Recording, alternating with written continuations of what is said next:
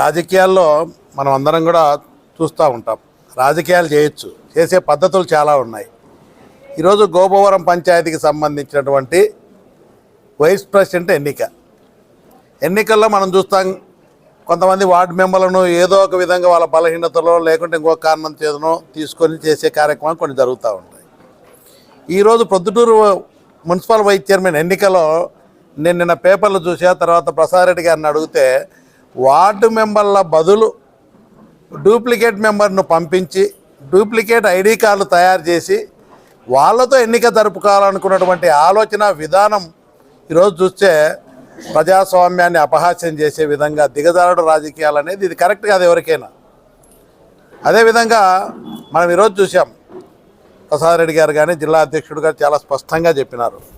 ఒక చిన్న ఎన్నిక, వార్డు మెంబర్లు, వైస్ ప్రెసిడెంట్, ఒక గ్రామ పంచాయతీ ఎన్నిక, ఇలాంటి ఎన్నికలో నిజంగా వీళ్ళందరినీ కూడా 14 మంది వార్డు మెంబర్లను మనస్ఫూర్తిగా అభినందించాలా. ప్రతి ఒక్కరం కూడా నిన్న జరిగిన పరిస్థితులు చూస్తే అంత భయానక పరిస్థితులలో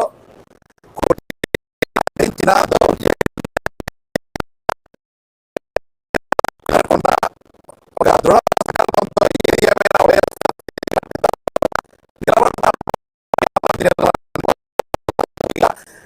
జిల్లా పార్టీ పరంగా అందరం కూడా అధ్యక్షులు అందరూ అభినందిస్తూ ఉన్నాం.